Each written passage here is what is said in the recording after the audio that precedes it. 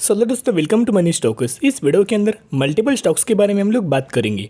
सबसे पहले हम लोग बात करने वाले हैं इन्फोसिस के बारे में। तो इन्फोसिस का अगर आप आज के दिन का परफॉर्मेंस देखोगे तो ऑलमोस्ट हमें 1.5 से 2% की रैली जंप हमें इन्फोसिस के अंदर देखने को मिल चुकी है। ऑलमोस्ट अगर आप देखोगे तो 2% की जंप हमें निकल के आई थी, लेकिन क्लोजिंग होते समय 1.77% की क्लोजिंग हमें देखने को मिल चुकी है और 1590 रुपये की क्लोजिंग हमें इन्फोसिस के द्वारा हमें देखने को मिल चुकी है।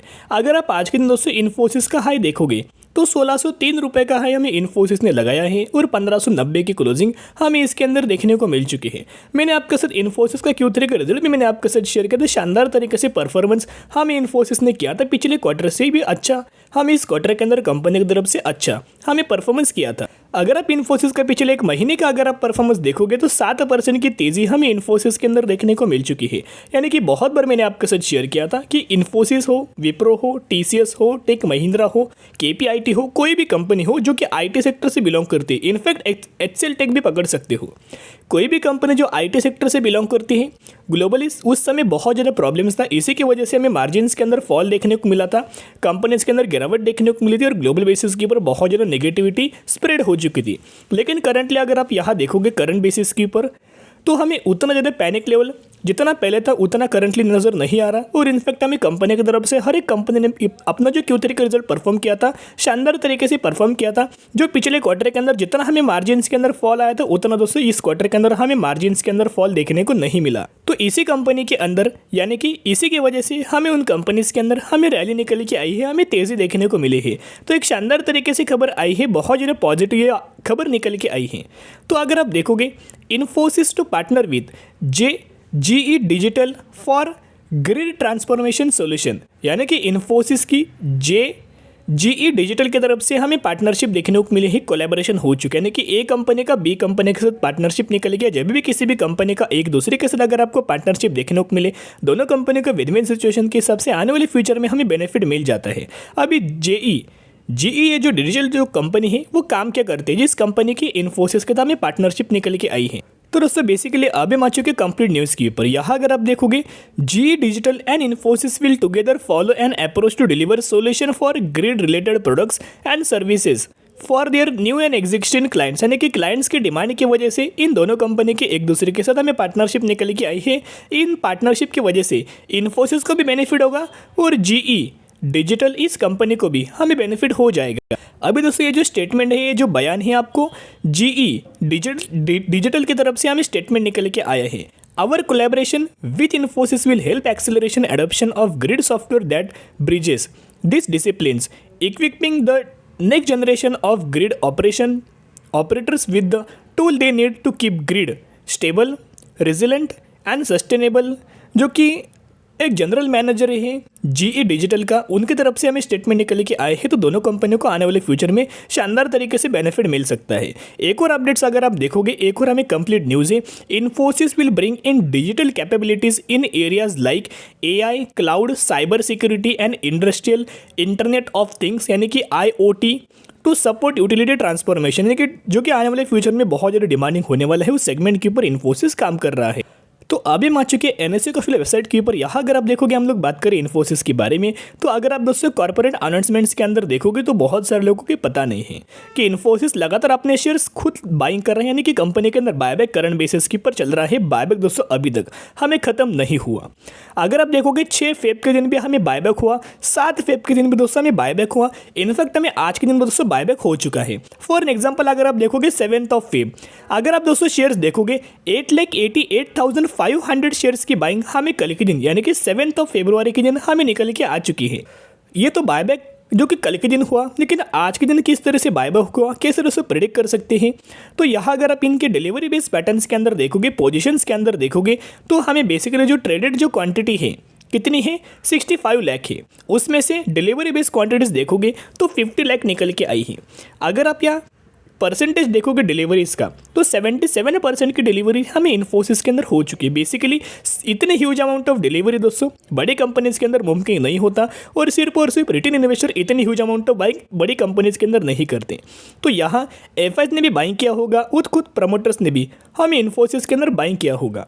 करंटली अगर आप देखोगे 1590 के ऊपर हमें इन्फोसिस ट्रेड कर रहा है। अगर आप टारगेट देखोगे 1720 रुपये का टारगेट हमें इन्फोसिस के अंदर एनालिस्ट की तरफ से दिया हुआ है, जो कि 10% की रैली हमें इन्फोसिस के अंदर निकल के आ सकती है। और बायबैक की जो आखिरी जो प्राइसिंग 1850 रुपये दिया गया है, यानी कि इन्फोसिस 1850 तक हमें रैली निकल के आ सकती है। तो अगर आप दोस्तों बाइंग करना चाहते हो तो स्टडी करना, एनालिसिस करना, बाद में आप बाइंग करने की कोशिश कर सकते हो। यही हमें अपडेट्स निकल के आया था। अभी हम लोग बात करेंगे एक कंपनी के अंदर जिसके अंदर आपके बोनस का कंपनी की तरफ से अनाउंसमेंट हो चुका है। तो कौन सी कंपनी है? हम लोग बात करें एस्ट्रल लिमिटेड के बारे में। तो एस्ट्रल लिमिटेड की अगर बात की जाए तो फंडामेंटली कंपनी बहुत ज़्यादा स्ट्रांग है, बहुत ही शानदार तरीके से प्रोडक्ट्स हमें कंपनी मैन्युफैक्चरिंग करती है। और इनफैक्ट दोस्तों आपने भी इनके प्रोडक्ट्स यूज़ किया होगा 100%। जहां आज के दिन परफॉर्मेंस देखोगे 2% की गिरावट हमें एस्ट्रल के अंदर नजर आई, 2038 रुपीज़ की क्लोजिंग नजर आई है। और अगर आप इस कंपनी का मार्केट कैप भी देखोगे 41,000 करोड़ का मार्केट कैप, यानी कि एक लार्ज कैप कैटेगरी से कंपनी बिलोंग करती है। तो एस्ट्रल ने अपना Q3 के नंबर्स कल के दिन परफॉर्म किया। तो किस तरह से नंबर परफॉर्म किया? अगर आप इनका अर्निंग पर शेयर देखोगे एक्सपेक्टेड कितना था 4.33, कितना रिपोर्ट किया 4.62, यानी कि यहाँ 6.5% से ज़्यादा की जंप।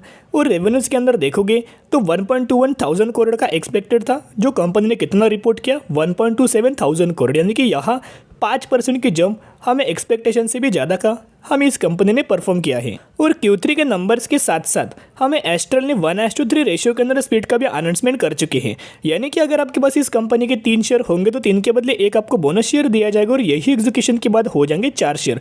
अगर आपके पास इस कंपनी के 6 शेयर होंगे तो 6 के बदले आपको 2 बोनस शेयर दिया जाएगा। और यही एग्जीक्यूशन के बाद हो जाएंगे 8 शेयर। तो इसी रेशियो के अंदर, इसी कंपनी के अंदर दोस्तों आपको यहाँ बोनस का बेनिफिट मिलने वाला है, जिसके अगर आप रिकॉर्ड डेट देखोगे 14 मार्च इसकी हुई रिकॉर्ड डेट, तो 13 मार्च इसकी हुई एक्स डेट। तो जो भी लोग इस कंपनी के अंदर 12 मार्च या फिर इससे पहले अगर आप बाइंग करेंगे तो ही आप एलिजिबल होंगे, और तो ही आपको इस कंपनी के अंदर बोनस रिगार्डिंग दोस्तों बेनिफिट मिल जाएगा। एस्ट्रल का अगर आप करंट बेसिस के ऊपर प्राइस देखोगे 2038 रुपीज़ का प्राइसिंग करंट ट्रेड कर रहा है। यहाँ एनालिस्ट की तरफ से, ब्रोकर की तरफ से अगर आप टारगेट देखोगे एस्ट्रल के अंदर तो 2250 रुपये का टारगेट दिया गया है। करंट प्राइस के हिसाब से दोस्तों अगर आप कंपेयर करेंगे तो 8% की जंप हमें निकल के आ सकती है। एस्ट्रल का अगर आप मैक्सिमम का चार्ट पैटर्न देखोगे 36,000% का रिटर्न शेयर होल्डर्स को बना के दे चुके। फंडामेंटली कंपनी स्ट्रांग है। तो अगर आप बाइंग करना चाहते हो, बाय ऑन स्ट्रेटजी अप्लाई करना और लंबे समय के लिए होल्ड करना। अभी हम लोग बात करेंगे लास्ट कंपनी के बारे में, KPIT के बारे में बात करने वाले हैं। ये भी कंपनी हमें IT सेक्टर से बिलोंग करती है। अगर आप आज के दिन का KPIT का परफॉर्मेंस देखोगे 3.5% की तेजी हमें KPIT के अंदर नजर आ चुकी है। 806 रुपये की क्लोजिंग हमें KPIT के अंदर हो चुकी है। KPIT का अगर पिछले एक महीने का अगर आप परफॉर्मेंस देखोगे तो ऑलमोस्ट 13% की रैली KPIT के अंदर हो चुकी है। अभी इसके पीछे का रीजन क्या है? कंपनी ने अपना Q3 का रिजल्ट परफॉर्म किया था और शानदार तरीके से परफॉर्मेंस KPIT ने Q3 के अंदर परफॉर्म किया है। तो कुछ पैरामीटर्स के बारे में डिस्कशन करेंगे, आपके अंदर भी कॉन्फिडेंस हमें डेवलप होने वाला है।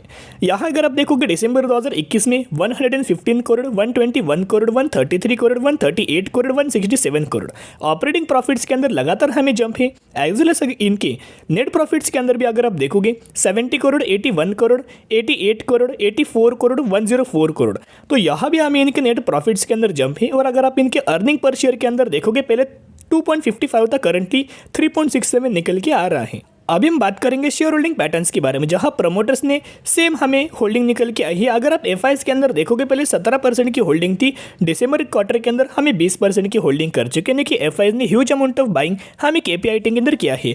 DIs ने स्लाइटली माल बेचा है और पब्लिक ने ऑलमोस्ट हमें 3% की हिस्सेदारी बेची है। बाइंग किसने किया है? FIs ने बाइंग किया है और अदर्स लोगों ने बाइंग किया है। सेल किसने किया है? DIs ने जो सेल किया है, पब्लिक ने जो सेल किया है, वही FIs ने बाइंग किया है। तो KPIT के अंदर दोस्तों आने वाले फ्यूचर में और भी हमें रैली निकल के आ सकती है। इसका जो लाइफ टाइम वाला हाई था कंपनी ने ब्रेक करके करंट बेसिस की पूर्व हमें ट्रेड कर रहा है। अभी दोस्तों तेजी के पीछे भागना मत। जब कंपनी के अंदर आपको प्रॉफिट बुकिंग देखने को मिले, गिरावट देखने को मिले, उसके बाद आप कंपनी को बाय ऑन स्ट्रेटजी अप्लाई करना और KPIT जैसे फंडामेंटल कंपनी स्टॉक को आप लंबे समय के लिए जरूर होल्ड करके चल सकते हैं। मिड कैप कैटेगरी से कंपनी बिलोंग करती है। तो आज के लिए इतना ही। अगर आपकी वीडियो पसंद है जरूर वीडियो को लाइक, शेयर, सब्सक्राइब कर सकते हो। फिर मिलेंगे, बाय।